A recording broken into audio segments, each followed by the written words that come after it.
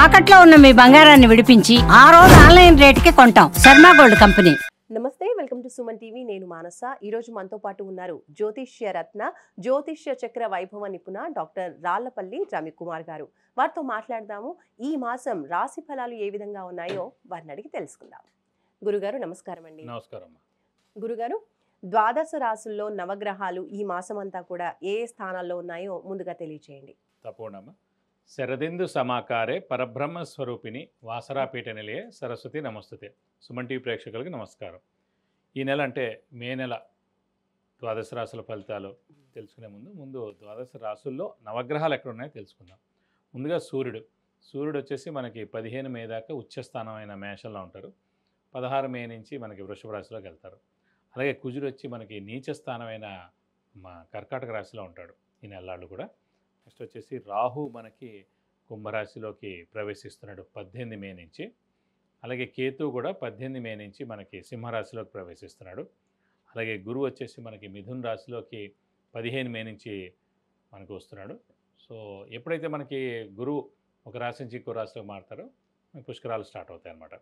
So next వచ్చేసి మనకి శని already మనకి 31 మార్చి నుంచి మేన్ రాశిలోకి ప్రవేశించాడు.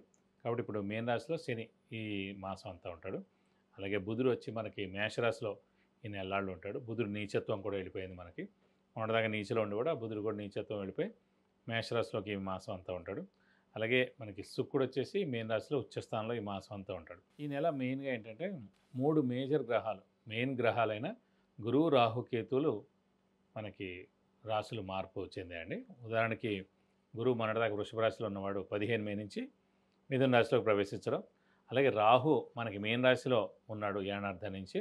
అతను 18 మే నుంచి మేన్ రాశి నుంచి కుంభరాశిలోకి ప్రవేశించాడు. ఏనార్థం అంతా ఇక్కడే ఉంటాడు. అలాగే గురువు సంవత్సర కాలం అంతా మిథున రాశిలో ఉంటాడు. అలాగే కేతు వచ్చేసి మనకి కన్యా రాశి నుంచి సింహరాశిలోకి ప్రవేశించాడు ఈ 18 మే నుంచి. సో ఈ ఏనార్థం అంతా కూడా సింహరాశిలోనే కేతు ఉంటాడు. ఇవ్వండి ద్వాదశ రాశుల్లో మనకి నవగ్రహాలు ఈ మాసం అంతా ఇక్కడ ఈ స్థానాల్లో ఉంటాయి. గురుగారు, సింహరాశి వాళ్ళకి ఈ మాసం ఏ విధంగా ఉంటుందో తెలియజేయండి. తప్పకుండా. సింహరాశి అనగానే మనకి మఖ 1, 2, 3, 4 పాదాలు, పుబ్బ 1, 2, 3, 4 పాదాలు, ఉత్తర 1 పాదం, ఈ నక్షత్రాల సమూహం అంతా మనకి సింహరాశిలోకి వస్తుంది. సింహరాశి వారికి మెయిన్గా ఇప్పుడు లాభస్థానంలో గురువు ప్రవేశించాడు. సంవత్సర కాలం అంతా అక్కడ ఉంటాడు ఈ నెల 15 నుంచి. కాబట్టి లాభాన్ని చేకూరుస్తాడు గురువు. అలాగే రాశిలో కేతు ఉన్నాడు, సప్తమ స్థానంలో రాహు ఉన్నాడు, అష్టమ స్థానంలో మటుకు శని ఉన్నాడు. అంటే అష్టమ శని ప్రారంభమైంది వీళ్ళకి. కర్కటక రాశికి వెళ్ళిపోయింది, నెక్స్ట్ రాశి అయిన సింహరాశికి స్టార్ట్ అయింది. కాబట్టి ఈ అష్టమ శని 2.5 సంవత్సరాలు అక్కడ ఉంటారు. ఇది కాకుండా మెయిన్గా ఈ గురుబలం లాభస్థానంలో ఉంది. అంటే గురువు అనేవాడు లాభస్థానంలో ఉన్నందుకు ఫస్ట్ నిరుద్యోగులకు ఉద్యోగం రావడం, ఉద్యోగస్తులు ప్రమోషన్స్, అలాగే మంచి నేమ్ అండ్ ఫేమ్, బాస్ నుంచి మన్నన, అలాగే మనకి ఫారెన్ టూరు, విజిట్స్, అసైన్మెంట్స్ ఇవన్నీ కూడా కలిసి వస్తాయి. వ్యాపారస్తులకి పట్టిందల్లా బంగారం, కొత్త వ్యాపారం స్టార్ట్ చేసుకోవచ్చు. అలాగే ఎక్స్పాన్షన్కి వెళ్ళచ్చు. అలాగే అవివాహితులకు వివాహం, సంతానం లేని వారి సంతానం, నిరుద్యోగులకు ఉద్యోగం రావడం ఇవన్నీ కూడా జరుగుతాయి. అలాగే షూరిటీస్, స్పెక్యులేషన్స్ కలిసి వస్తాయి. అలాగే మధ్యవర్తిత్వం కూడా వహించవచ్చును. ఎప్పటి నుంచో ఆగిపోయిన పనులన్నీ కూడా తప్పకుండా నెరవేరుతాయి. గోల్డ్ కొంటారు, అలాగే వెహికల్ కూడా కొనేందుకు అవకాశం ఉంది.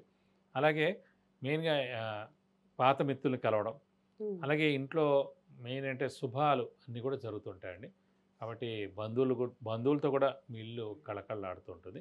తీర్థయాత్రలు చేయడం, గురువుని దర్శించడం, గురువు యొక్క బ్లెస్సింగ్స్ పొందడం, అలాగే సంఘంలో జరిగే కార్యక్రమాలన్నింటిలో కూడా ఖచ్చితంగా పాల్గొంటారు. అలాగే ప్రస్తుతం ఇవన్నీ కూడా గురువు సంబంధించింది శుభాలండి. నెక్స్ట్ వచ్చేసి రాశిలో కేతు ఉండడం, ఇది ఒక గ్రహణ సమయం. మొన్నటిదాకా ఏమనుకున్నాం, కన్యారాశి వారికి అదే రాశిలో కేతు ఉన్నాడు కాబట్టి గత ఏడాది నుంచి గ్రహణ సమయం అన్నాం. అలాగే ఇప్పుడు సింహరాశి వారికి కూడా ఈ 18 మే నుంచి మనకి సింహరాశిలో కేతు వచ్చాడు కాబట్టి ఈ ఏడార్థం కూడా గ్రహణ సమయం అనమాట. సో మనం ఎంతో మంచిగా ఉంటాం, ఎంతో హెల్పింగ్ నేచర్గా ఉంటాం, ఎవరికి అపకారం చేయం.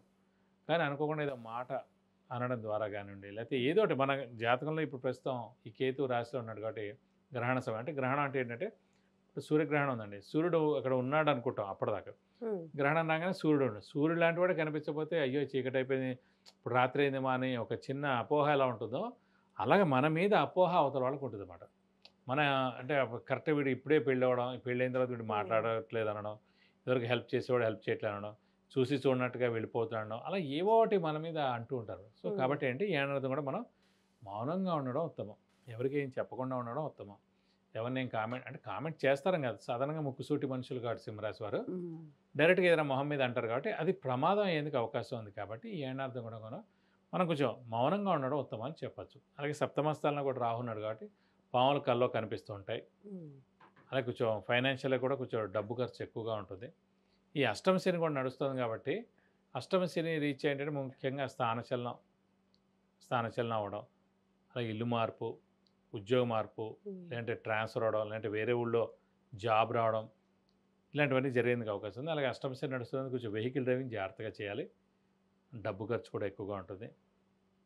అలాగే కొత్త అప్పులు కూడా చేయాల్సి ఉంటుంది. బాకీలు వసూలు అవడానికి ఆలస్యం అవుతాయి. శ్రమ కాలం ధనం కొంచెం వ్యర్థమైంది కూడా అవకాశం ఉంటుంది అన్నమాట ఈ నెలలాళ్ళు. అలాగే మరి వివాహం, సంతానం గురించి తెలియజేయండి. తప్పకుండా వివాహ కారకుడు సాధారణంగా శుక్రుడు ఎవరికైనా సరే, అలాగే సంతాన కారకుడు గురువు అండి. కానీ ఇలాంటి శుభాలు ఏం జరిగినా కూడా గురువు అనే గ్రహం చాలా బాగుండాలి.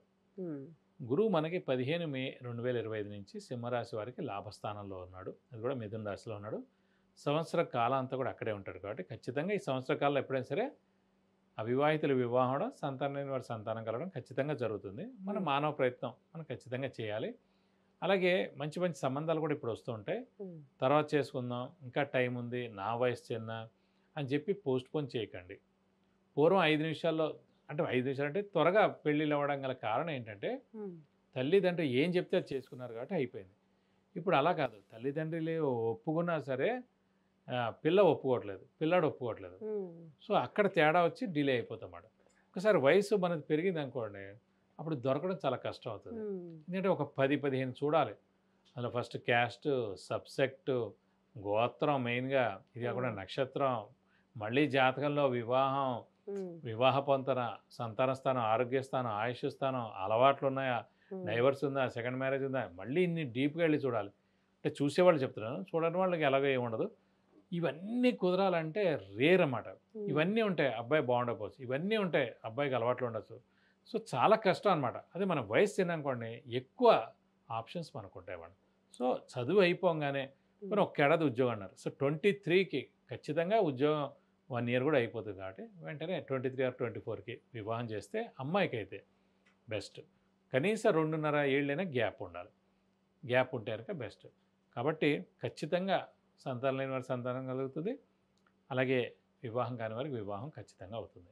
స్థానచలనం అయ్యే అవకాశాలు ఉన్నాయా గురుగారు వీరికి? స్థానచలనం అంటే ఇందాక చెప్పుకున్నట్టు అష్టమశనే కాబట్టి అష్టమశని అంటేనే స్థానచలనం. స్థానచలనం అంటేనే ఇల్లు మార్పు, ఉద్యోగ మార్పు, లేదా ట్రాన్స్ఫర్ అవడం, లేదంటే వేరే ఊరు వెళ్ళడం, వేరే ఊళ్ళో జాబ్ రావడం, సో మొత్తం మక్కం ఎత్తేయడం, లేదంటే ఎప్పటి నుంచో ఫారెన్కి వెళ్ళి సెటిల్ అవ్వాలనుకోవడం, ఫారెన్లో జాబ్ ట్రై చేస్తారనుకోండి, ఇది సరైన సమయం అనమాట.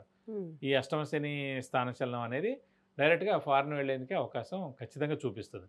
సో అలా కూడా ప్రయత్నించవచ్చు. ఈ మాసంలో ఇంకా బాగుండాలి అంటే వీళ్ళు ఏ పరిహారాలు పాటిస్తే బాగుంటుంది? అంటే ఈ రాశికి కూడా మెయిన్గా యోగకారకుడు, అదృష్టకారకుడు కుజుడు అయ్యాడండి, సేమ్ కర్కటక రాశిలో. కాబట్టి ఈ నెలలాడు మటు కుజుడు నీచిలో ఉన్నాడు. కాబట్టి ఖచ్చితంగా సుబ్రహ్మణ్య స్వామి అష్టోత్తరం ప్రతిరోజు చదువుకోవడం, ప్రతి మంగళవారం ఉపవాసం ఉండడం ఈ నెలలాళ్ళు.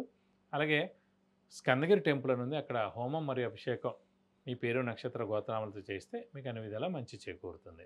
విద్య, ఉద్యోగం, వ్యాపారం, వాహన యోగం, గృహ యోగం, ఇంకా ఇలాంటి ఎన్నో విషయాలకు సంబంధించి మీరు గురుగారి నుంచి అపాయింట్మెంట్ ద్వారా తెలుసుకోవాలి అనుకుంటే స్క్రోల్ అవుతున్న నంబర్కి కాంటాక్ట్ చేయండి.